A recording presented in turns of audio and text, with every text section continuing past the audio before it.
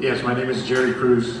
I am from Mangilao, born and raised, original Mangilao. And what is happening to this village recently is simply unacceptable. And it's not just last Tuesday. My brother bought a house by the University of Guam. It's been happening since we moved in. Vandalized my truck 2 times. I bought another truck, they vandalized that. I got hit and run on Sunday. No, I'm sorry I hit your car. Well, just smash my car and just leave. Hemlani's apartments down the street on Ministry Street. Too much action. Every cop here knows that what happens up there at Ministry Street. Because we've called them so many times. I caught a kid vandalizing the pole. He's tagging the pole right in front of me. The kids hang out on Mendiola's property because there's a telephone pole there, so they naturally sit there and hang around. They took their portable basketball court and put it on my brother's slot and played basketball in the street. And they don't care who's there. I had to come home from work. I said, what are you guys doing in the lot? The police are tired of coming up there. There's not enough of them to come up there. I have not seen a police car drive by there since the Alvarez murder. That's another case. Killed right at the corner of my brother's house. There's a wreath there. You guys want to go up? As you mentioned, it's hard to figure out a solution tonight.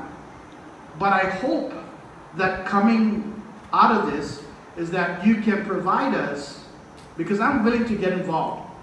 If you can provide us with a site of who are the leaders of the FSM or the Chuukese community, I'm willing to get involved and try to help and be active. I don't like to sit around and complain and talk. We're a victim because it happens in front of our yard, practically in the 4 months. So I want to make sure I participate here because my concern here is those kids are going to become, as every year goes by, they're going to hit us even later on. And this is my perspective. We need a 4-pronged approach. First, we have to hold the federal government accountable for what it's not doing. Mr. Martinez is correct. I've read the law, the compact agreements, which is a law, a U.S. law now, because it's a treaty that was approved by Congress and the President. And it points out how impacted areas in the United States are to be treated in terms of reimbursements for costs and bad behavior, if it occurs, among other things. And qualifications for folks to migrate here from our compact islands. But it's not being enforced. The federal government has not done its job from the very beginning. It's almost washed its hands of the challenges that we're facing here and in other U.S. jurisdictions. The big problem in Hawaii, of course, is homelessness, because people can't afford housing there. And unfortunately, a lot of our compact citizens who choose to stay in Hawaii, they're facing this in a very dramatic way. I know this because I've spoken to them. When I'm in Hawaii, I take the opportunity to go visit homeless people from the islands and just talk to them and ask them what's happened. We can't afford housing. To have housing in Hawaii, you need $2,000 for a studio apartment. It's so expensive.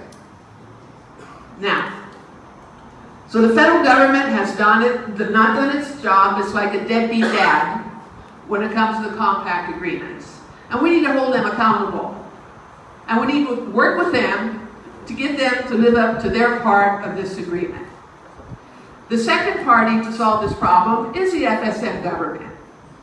And I respect the president of the FSM. I was so happy with his apology that was circulated in our media yesterday. That's a very good beginning, because to my recollection, no FSM president has ever done that before. So I welcome that, and everyone I've spoken to welcomes that. That means the highest levels of the government and the FSM is concerned about it. It's a small group that is floundering, and they're getting away with it, and that has to stop.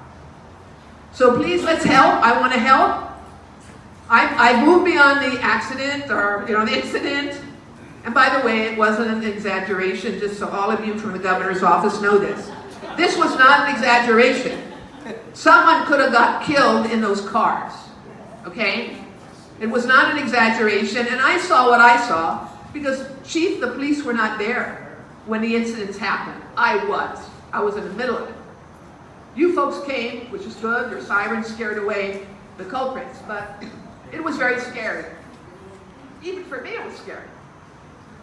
You know, and I have a blue background on law enforcement, right? But it was scary. So let's all join hands here and move forward to solutions and working together. Thank you very much. And I hope to change your perspective in this space that it's not true. We, in our individual families, we try and through